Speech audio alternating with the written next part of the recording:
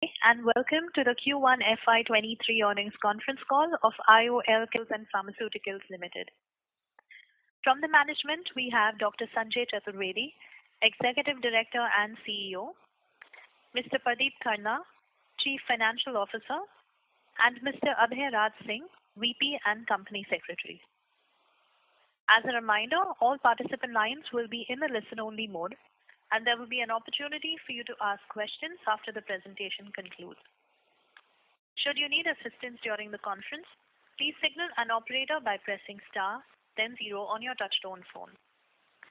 Please note that this conference is being recorded. Before we begin, I would like to mention that some of the statements made in today's discussion may be forward-looking in nature and may involve risks and uncertainties. I now hand the conference over to Dr. Sanjay Chaturvedi for opening remarks. Thank you, and over to you, sir.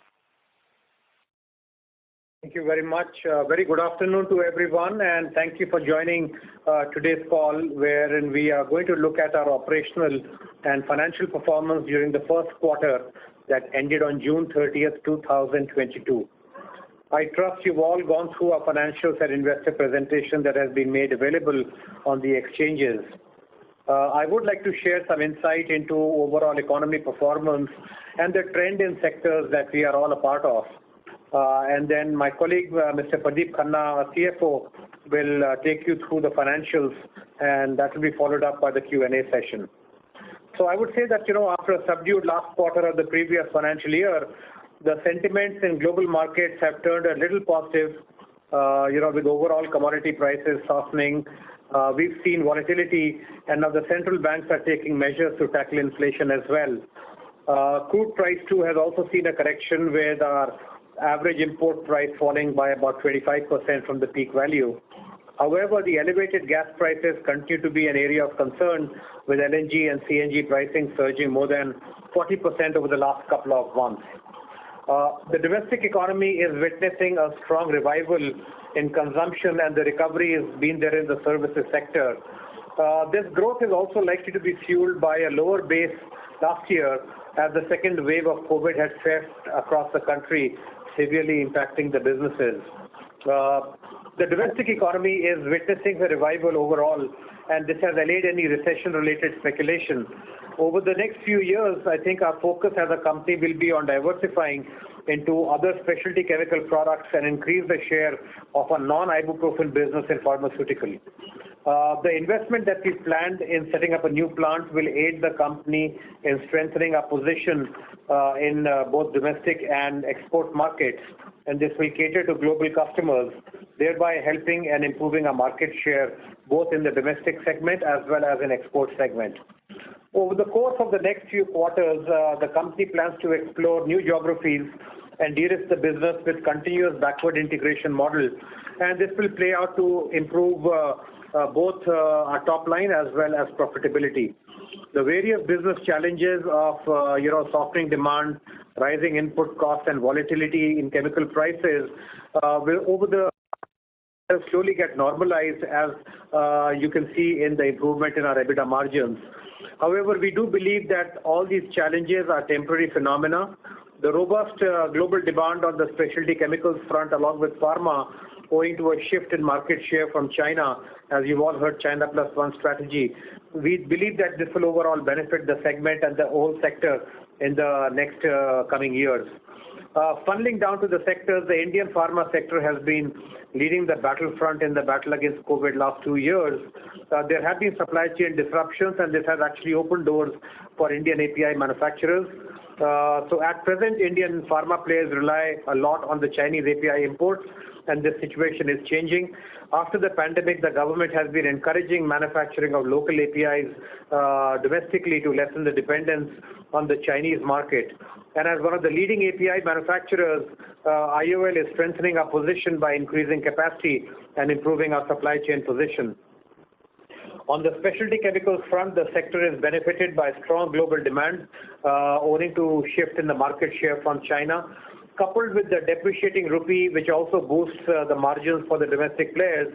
And for IOL, the time is opportune to maximize and leverage the global demand in both segments as we diversify into newer specialty chemical products and also grow our Ibuprofen business and the non-Ibuprofen API segment as well. Within the pharma division, the non-Ibu segment for us is growing gradually, and we expect this to be about 50% of the pharma segment within the next year or so. So to focus on the non-Ibu business, we planned a capex of around 300 crores. This will impact both specialty chemicals and some pharma intermediates. We are coming up with a new plant in Western India for specialty and pharma intermediates.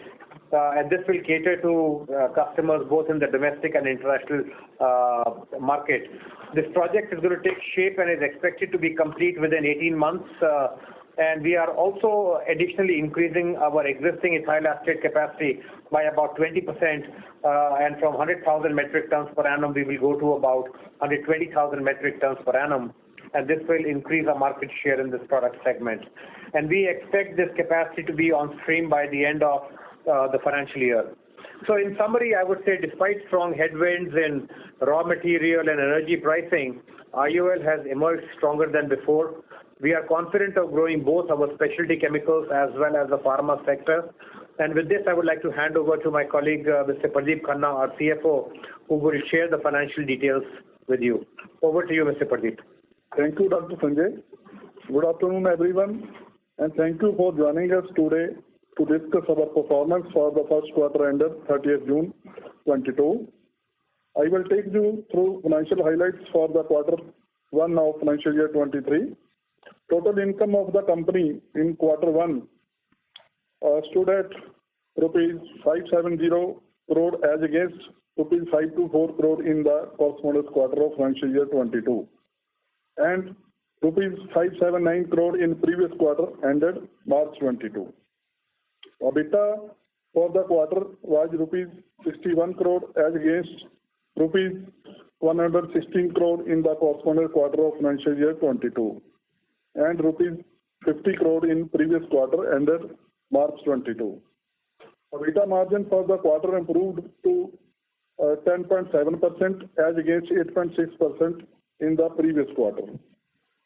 Net profit in quarter 1 of financial year 23 was rupees 34.9 crore as against rupees 67 crore in the corresponding quarter of financial year 22 and rupees 27.8 crore in the previous quarter ended March 22.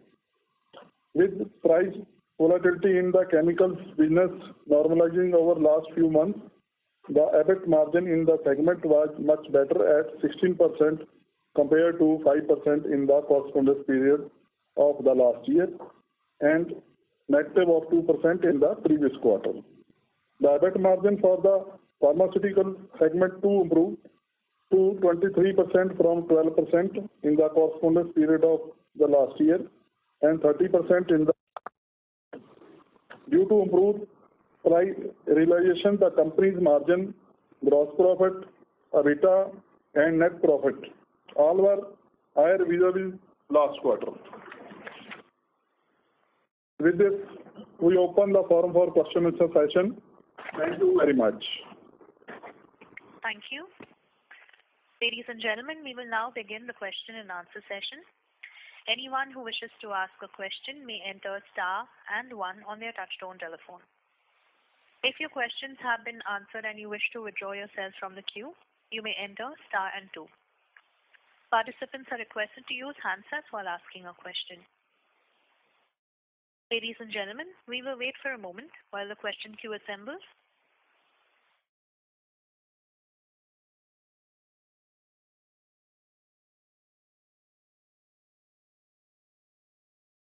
To ask a question, you may enter star and 1.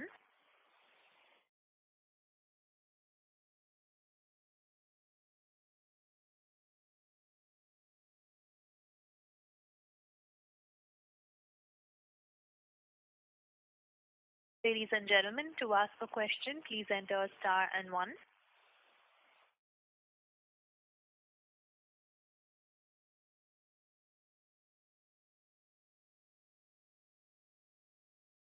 Participants, if you wish to ask a question, you may enter star and 1.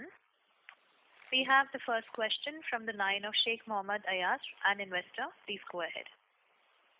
Hello, good evening, sir. Good evening. Am I audible, sir? Yes. Sir, my question is, you mentioned that we will establish a plan in Western India. So my question is whether the land has been bought or still there is no plan for them, still it is not considered or still is not decided. What is the status? So Mohammed, the land has not been bought. We are considering 2 or 3 different options, and very shortly we will finalize that and move ahead.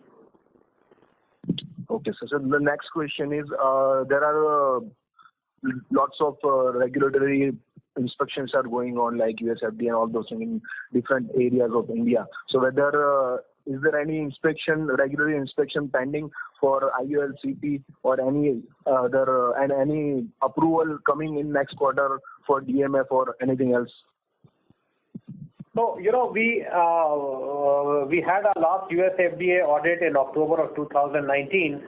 The CEPs are ongoing. We got our Russian approval and the Korean approval last year. So at this point, anything pending. But even if there are audits, we are absolutely geared in terms of infrastructure and documentation to pass these audits. Okay. Any DMF approvals coming in upcoming quarters? Regular. So we have filed, 3 DMFs in the last quarter, and a couple of DMFs in the quarter previous as well. And our plan is to file about 5 to 6 DMFs every year. So as these DMFs get filed, naturally we will come up for audits and reviews. And as and when those DMFs are approved, we will shortly grow and expand our business into the US market based on these approvals that we get. Okay, sir. Thank you. Sir, the few other questions are like, if I will see sector-wise profit, still there is not much recovery. Actually, no recovery in the pharma business. Whatever recovery has came from the chemical business. What is the future in that pharma? I mean, so is there any recovery coming? You see any recovery coming in pharma business? Yes, we do see recovery coming in the pharma business. If you look at the non-ibuprofen portfolio for us, 2 of the key products there being metformin and now paracetamol that we've launched. These are 2 products where there was a significant price correction over the last 2 quarters. So, paracetamol that was consistently selling at close to 800 rupees a kilo, corrected to below 600 rupees. The correction, the impact that you see on the P&L is really due to the correction, the price erosion in 2 of our key products. If I look at the other products that we have, fenofibrate and clopidogrel, these are all products that continue to do remarkably well. So I think what we have to look at is a blended portfolio. And now that the price has corrected, even the raw material prices have started to come down. So we do believe that going forward, the profitability in the non-IBU segment will actually be more sustainable than it has been in the past. Okay, sir. Sir, in last 3 months, we have established 2 subsidiaries, IOL Life Sciences and Speciality Chemicals. So Specialty Chemicals, I have little knowledge, but in Life Sciences, how it differs from the API? Is there any difference from API and Life Science, and any different products coming from the Life Science business? Okay. So at this point, these are subsidiaries that have been established for new businesses that will commence in here. Clearly, the IOL Specialty Chemicals will have Specialty Chemicals business, and you can put 2 and 2 together, where now that we've announced the new investment, we essentially want to do investments in ways that are capital efficient. So in the subsequent quarters, you will hear more about what we plan to do on IOL Life Sciences as well. But clearly, we plan to have API products beyond our current portfolio, and it's more capital efficient to do that in different subsidiaries. Okay, sir. Sir, currently in the conference call, you told about margins. I mean, last conference, you told we are going to deliver more than 15% of the margins. This quarter, it has been around 10 or 11%. So what margins we are going to see in upcoming quarters? So, it's a game of inches actually, where we have gone from about 8.5, 8.7% to 11% in one quarter. So we do feel confident that by the end of the year, we'll be back to between 15 and 20%. Okay, sir. Thank you very much. Thank you. Ladies and gentlemen, to ask a question, you may enter star and 1. We have the next question from the line of Zain Banihali from Odyssey Capital Management. Please go ahead. Hi, sir. My question is on the, you said on the capex that we are going to spend about 300 crores. So how are you going to finance that? So we're going to finance that, through a combination of, internal accruals, and if required, maybe we'll take a small level of debt as well. Mm-hmm. So could you throw some light on the percentage? I mean, what percentage would be external finance and what percentage would be internal? So that's hard to do right now, because see, this is not the only investment that we plan. I think in future we want to keep some dry gunpowder aside for more investment that we may want to do in other parts of the business. And so depending on that scale, we will decide how to fund this. But clearly, given the funding mechanisms where debt and equity ratios vary anything from 1:1 to 1:2, we are fairly confident that we have strong enough balance sheet that we can fund capex and investment both for our specialty chemicals as well as pharma businesses without stressing our balance sheet too much. So these 300 crores, they would be towards chemicals or pharma? So this 300 crores goes primarily into a combination of specialty chemicals and some intermediates that go into pharma. Okay, primarily into specialty chemicals. And some intermediates that go into pharma. Okay. So another question is, out of the 113 crores or so that we did in the other APIs, what percentage of it is coming from metformin? I mean, out of the 113, how much is metformin share? I don't want to give you a breakup like that, because then it is a very slippery slope.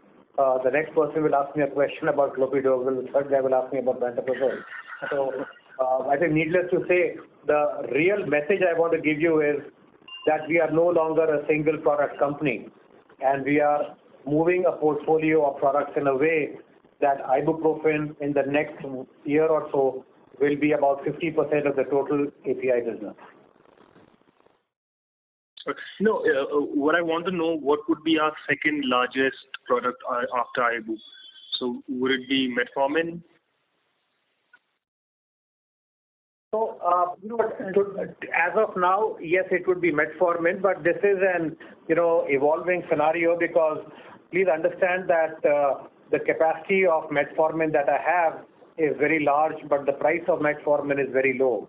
So, I have products in my portfolio that range from, $5 a kilo to like $100 a kilo, or even higher. So, if you want to look at volume-based capacity, certainly it's the second largest. But if you want to see how our portfolio is going to evolve over time, then I think, yes, metformin will be one of the mainstay products in our portfolio. And what's driving this is really not the value of the product. What's driving this really is the customer interest. See, our customers who buy Ibu have asked for certain products, and metformin happens to fit that criteria. So if you look at metformin as a product, our product is no differentiated than the rest of the suppliers in the market. Everybody buys DCDA from China, everybody converts that DCDA to metformin and sells it. And yet our unique advantage is not that we are a me-too product, but that we have a list of customers who've been buying APIs from us for over 2 decades. No, but we are also getting DCDA from China, right? That's exactly what I'm saying. All API manufacturers in metformin are importing DCDA from China. So the real differentiator is the customer relationship, which in our case happen to be a list of very premier customers who've been buying ibuprofen for decades. And sure, I understand. About this, sir, we see that the pharma business, there hasn't been a lot of the margins are shrinking from past 3 or 4 quarters. So, what is the perspective going ahead? And we don't really have a pricing power there, right? It's a commodity that we are selling, so we don't have a pricing power. So, what is the demand aspect look like? So I would say that the demand aspect for the portfolio of products that we are in is stable. If I look at, my specialty chemicals portfolio gives me single-digit EBITDA margins, whereas my pharma business gives me double-digit EBITDA margins. And as you can see from competition, there aren't too many API businesses today running at double-digit EBITDA margins.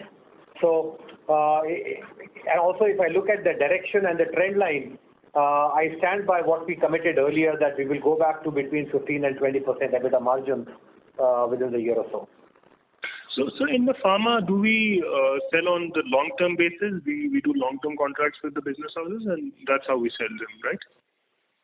So in certain products you do. So I think products where we have the regulatory approval and what I call blue chip customers that understand the power of doing long-term contracts. Because ultimately, customers are also interested in reliability of supply and not just, the lowest price. If price was the only criteria, then I guess we would all be driving Tata Nanos. So, there is some value in long-term relationships, and we do long-term contracts with certain customers, but that is not a very common trend in India, where a lot of the API business happens to be spot business. So in the long term, are we able to see, because the problem is that the market, there are price vagaries. So are we able to sell them at an increased price, or the price is already decided and we take a loss there? So we have both types of customers. So we have actually 3 types of customers. One is customers who do long-term contract. They will do an annual contract and fix the price. In those customers, the risk is yours. If the price goes up, if the raw material price goes up, you take a hit. If the raw material price goes down, you take a benefit. Yes. Then you've got customers who will do long-term contracts, but do pricing and review the pricing every quarter.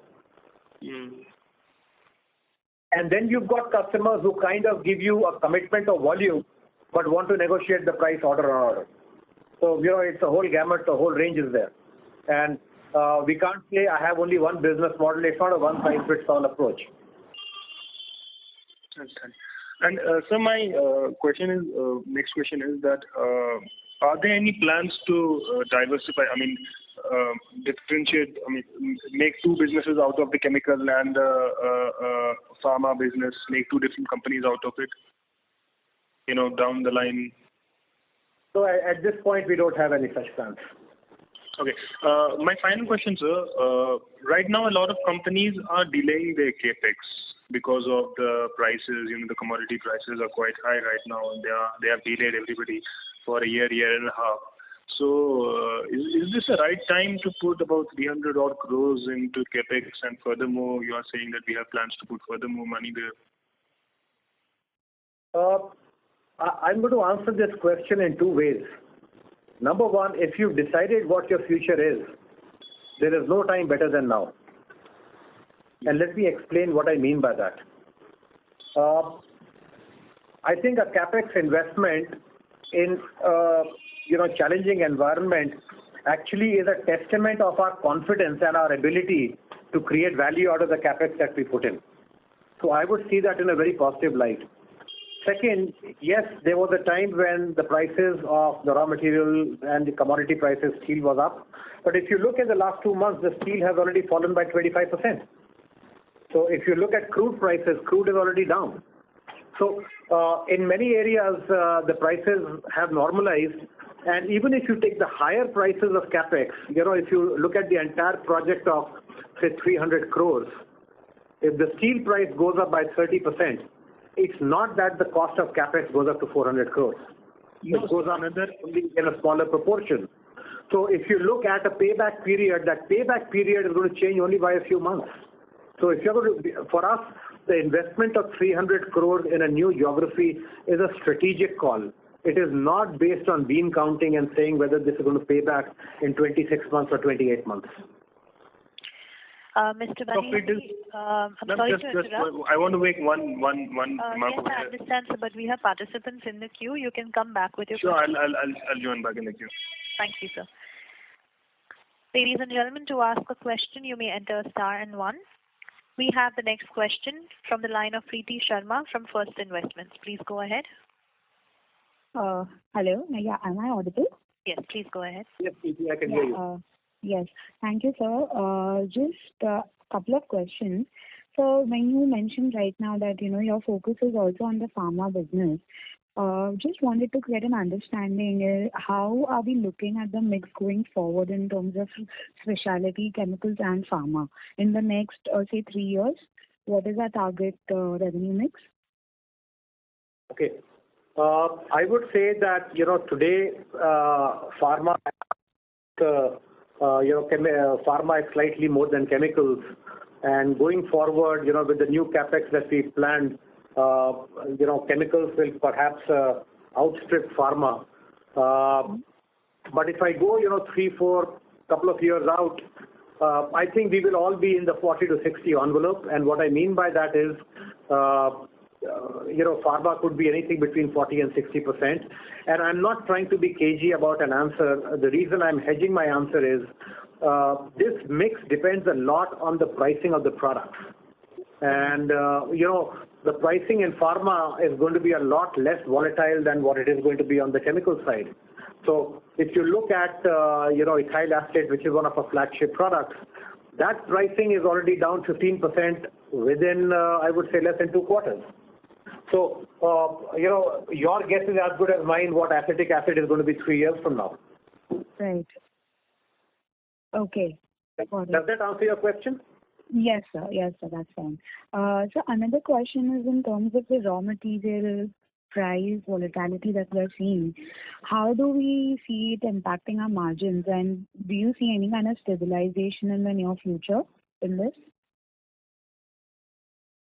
I could give you an answer and I would be wrong the next second.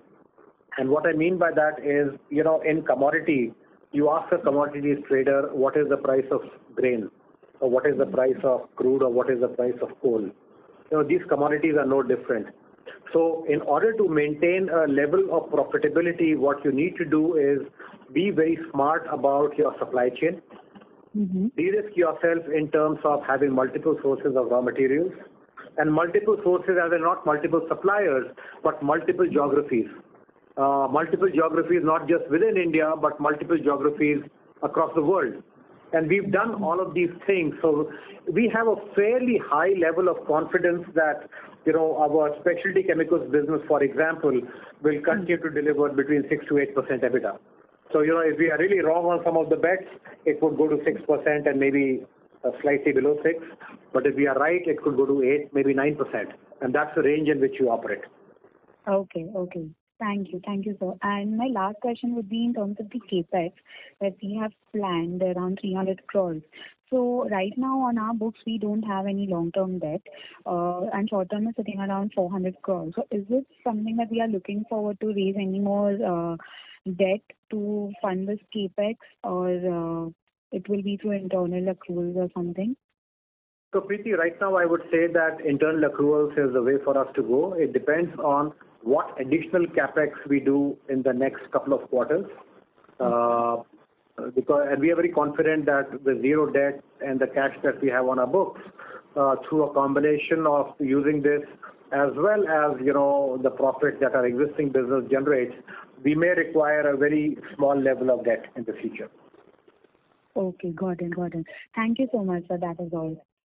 Thank you, Preeti. Thanks. Thank you. Participants, if you have a question, you may enter star and 1. We have the next question from the line of Shanti Patel from Shanti Patel Investments Advisors. Please go ahead.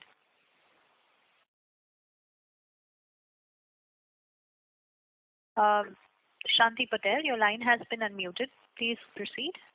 Are you getting my voice? Yes, please go ahead. Good afternoon, sir. What is our market share in Ibuprofen in India? Market share for what, Shanti? I couldn't hear you. What were you saying? Main product. mean that Ibuprofen? What do you call it exactly? Because that is a medical term. Okay. Ibuprofen? Yeah, you are right.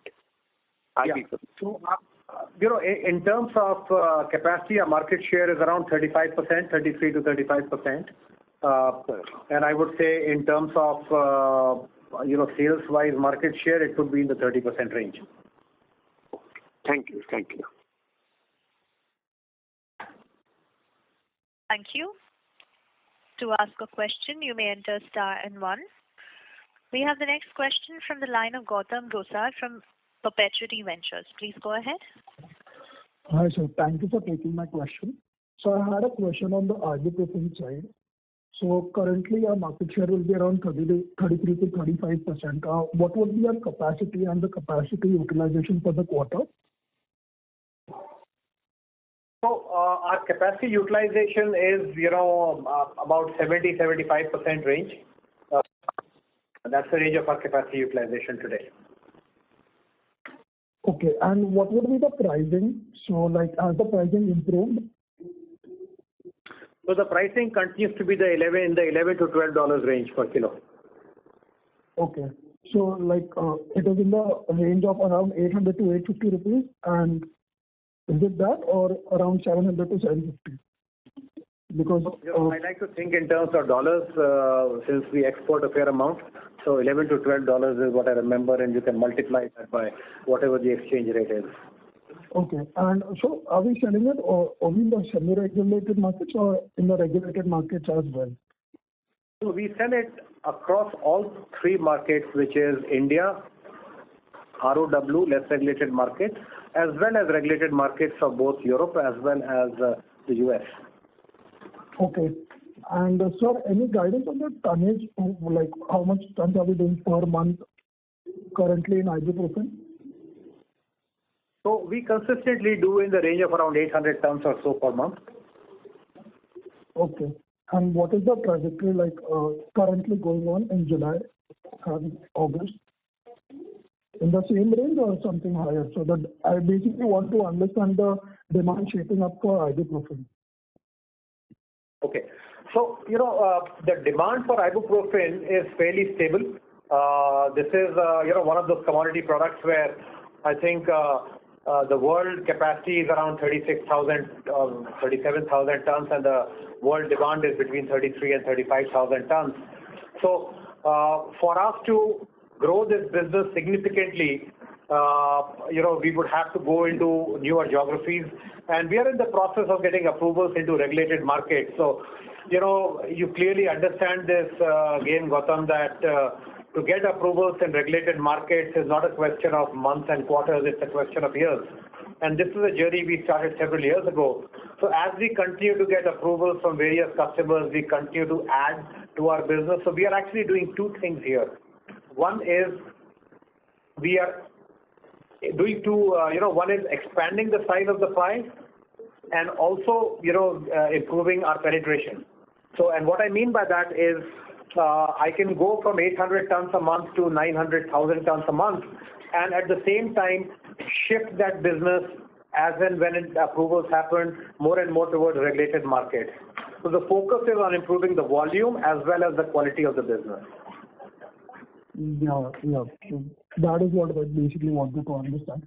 And secondly, sir, on the non-Ibuprofen side, as you mentioned, the portion of the non-Ibuprofen side is going to increase in the coming quarters going ahead. So are you confident on that? So basically, currently, if you see the Ibuprofen side is contributing around 60% and non-Ibu is contributing around 40%. So how is the share improving? And going forward, how much will be the share by the end of FY23 and FY24? If you could help me with that. I would actually, Gautam, take your attention to what this number was maybe 2 years ago. Yeah. 2 years ago, the non-Ibuprofen part was about 15% of our total business. Today, as you rightly pointed out, it is between 35-40%. And our objective is over the next year and a half, this should be about 50% of the total portfolio. Okay. Got it. Yeah, that's it from my side. Thank you. Thank you, Gautam. Thank you. Participants, if you have a question, you may enter star and one. We have the next question from the line of Jinal Fofalia from VJ Financial Services. Please go ahead. Yeah, good evening, sir. So I have a couple of questions. So first is, sir, going forward, how do we see a revenue share from Ibuprofen stabilizing? And second is, which are the high margin products that we are getting into, and when can we see this showing in our blends margins? Okay. So there are two questions that you've asked, Jinal. First is your question was around how do we see the contribution of Ibuprofen stabilizing? Going I forward, would actually say that going forward, you should see the contribution of sales coming from Ibuprofen actually going down. Because as the size of my business goes up, I will not increase the Ibuprofen business in the same proportion that I grow the other businesses. So going forward, this number will go down. And then the second question was, at what point do I envision the profitability of the non-Ibuprofen businesses kicking in? Two things need to happen there. One is a higher level of asset utilization where I'm manufacturing these products, and a greater percentage of the sales coming from export markets. And this is a work in progress. I think it might take us another couple of quarters or so, but that's the journey that we are on. Okay, fine. Thank you. Thank you, sir. That's it. Thank you. To ask a question, you may enter star and one. We have the next question from the line of Niharika from Equitas Investment. Please go ahead. Hello. Hi. Am I audible? Ma'am, you have to just speak a little louder. Okay, so mine is a follow-up question. So regarding the asset utilization of 70 to 75%, so is demand the bottleneck for us, and is the capacity fungible? Like if I need some other product to be made, so is the capacity fungible? So let me answer your second question first, Niharika. The capacity for Ibuprofen is not fungible. We have two Ibuprofen plants, and they are dedicated for making Ibuprofen. The only fungible side here is I can make all different grades of Ibuprofen in both plants. But I cannot make some other product in the Ibuprofen plants. And the first part of your question was, at what point do I see asset utilization going beyond 75%? Yes. Correct? Yes. Yeah. I see that happening in the coming few quarters itself. Okay, fine. And my other question is on the line of that ethyl acetate for which you are taking an expansion. So any new capex coming up in India or otherwise other than yours? So I want to understand the peer capacity coming into the industry.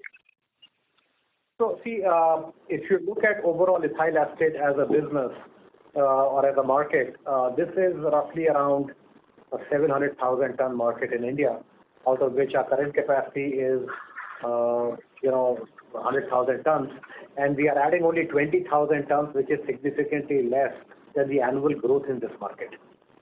So yes, there are other competitors, there are other players, they are also adding capacity, but they happen to operate in different parts of the geography. So clearly you can understand that as a commodity product, it doesn't make too much sense to ship around the product and add to the shipping cost. So we are essentially adding this capacity to cater to the growing demand in the region where we are and cater to those customers. Okay, so we'll be utilizing 100% of our capacity once this 120 comes up. It will be able, like the market will be able to absorb this. Oh, absolutely. Okay, and my other question is, how much of cash is sitting in our books as of 30th of June? Cash and cash equivalent?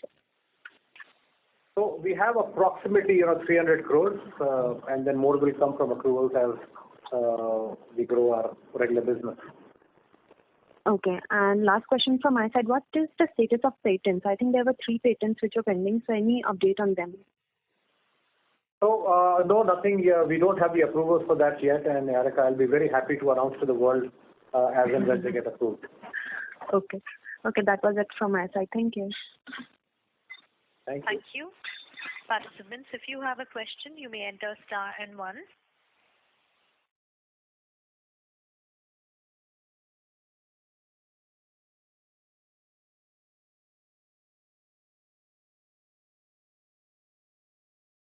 Ladies and gentlemen, to ask a question, you may enter star and 1.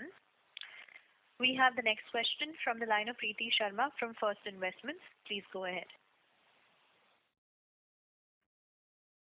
Yeah, thank you for taking my question again. My last question was the export contributions right now to our overall sales has gone down from 38 to 39% to currently 25%. So can we expect this contribution to improve going ahead since we know the China Plus One strategy is currently at play? Yeah. So, Preeti, there are two segments that contribute to our exports, both pharmaceutical as well as the chemical segment. The drop in exports that you see is primarily on account of the chemical segment where, we have a strange situation that the international prices of ethyl acetate are actually lower than the domestic prices. Mm-hmm. So, at this point we choose not to export and we choose to serve the domestic market. There is really no drop in the exports for our pharmaceutical business. Okay. So, and as you mentioned about ethyl acetate, what is the current contribution and do you see any kind of improvement going forward? So, ethyl acetate in terms of, you're talking about contribution in terms of the profits, or you're talking about how much does it contribute to my sales? To your sales. Okay.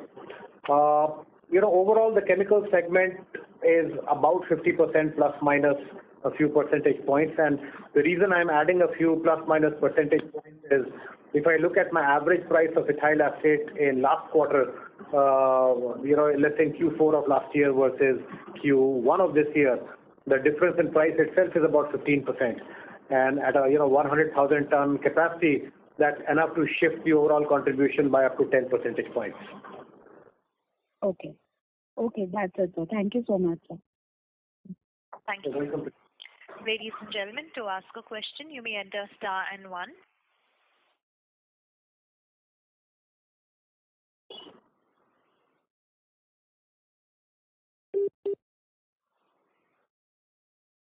Participants, if you have a question, you may enter star and 1.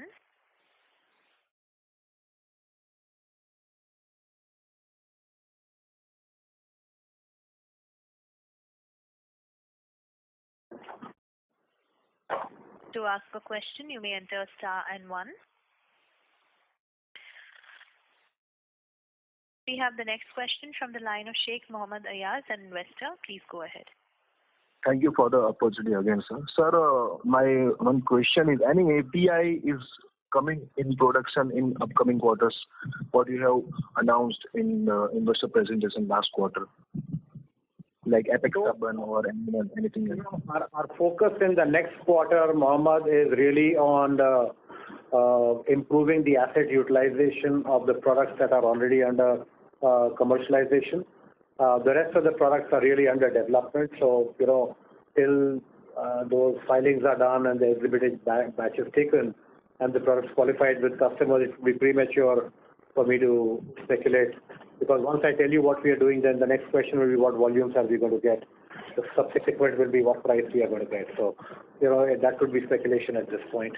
But needless to say, we are very confident in the non-ibuprofen portfolio, in growing both the volumes as well as improving the market share in exports. And we will keep adding to that portfolio. We have a stated intent of having 5 to 6 DMFs every year. And that itself should tell you our commitment to growing the non-ibuprofen portfolio. Okay, so my last question is, how is the demand from the countries where we have got regulatory approvals? So, I would say that demand is now showing, some green shoots in terms of orders picking up. For over a year, the demand was very, very soft, and that was really a result of overstocking during COVID. But now the demand is coming back, and we are back to, going at customer visits, conferences, engaging with customers overseas. So all the signs are very positive. Okay, sir. Thank you very much. All the very best. I'm hoping goes best from the management of IOL. Thank you. Thank you. Thank you. Ladies and gentlemen, that was the last question, and we will now close the question queue. I would now like to hand the conference to Dr. Sanjay Chaturvedi for closing comments. Please go ahead, sir. Thank you all very much for joining us today. We appreciate you sparing the time from your hectic schedule. So as we talk, despite the challenges, IOL has come out with very strong set of numbers, and these will only improve going forward. And strategically, the direction that we've taken to grow both the chemicals and the pharma business is strong, and within the pharma, grow the non-ibuprofen business as well. And our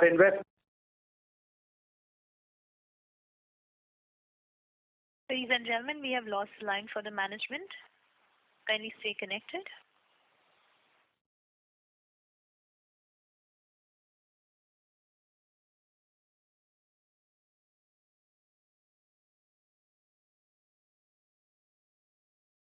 Ladies and gentlemen, kindly stay connected for the closing comments.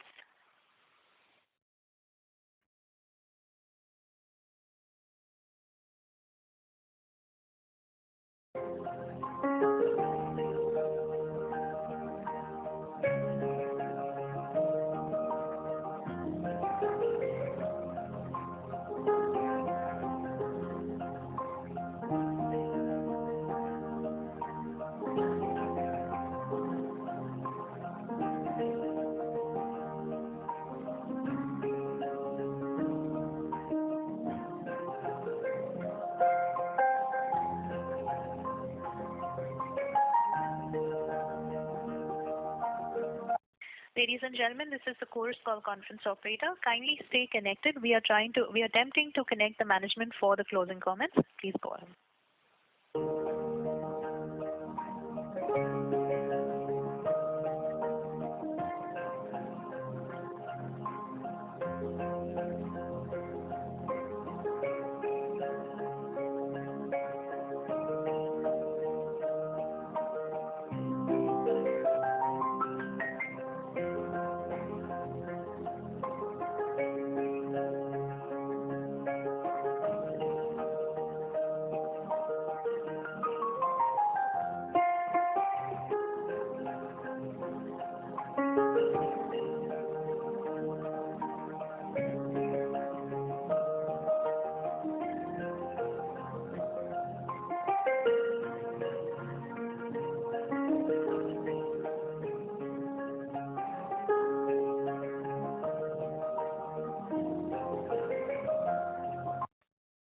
Ladies and gentlemen, we have the line for Dr. Chaturvedi now reconnected. Please go ahead, sir. Once again, thank you all very much for joining us today and sparing your time from your hectic schedules.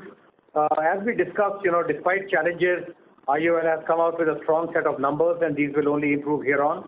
Our investment in specialty and pharma intermediates by setting up a new plant in Western India will aid the company in building a stronger and sustainable business for us.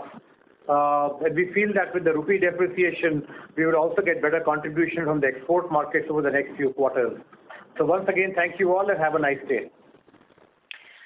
Thank you, Dr. Chaturvedi and the members of the management. Ladies and gentlemen, on behalf of IOL Chemicals and Pharmaceuticals Limited, that concludes this conference. Thank you for joining us, and you may now disconnect your lines. Thank you.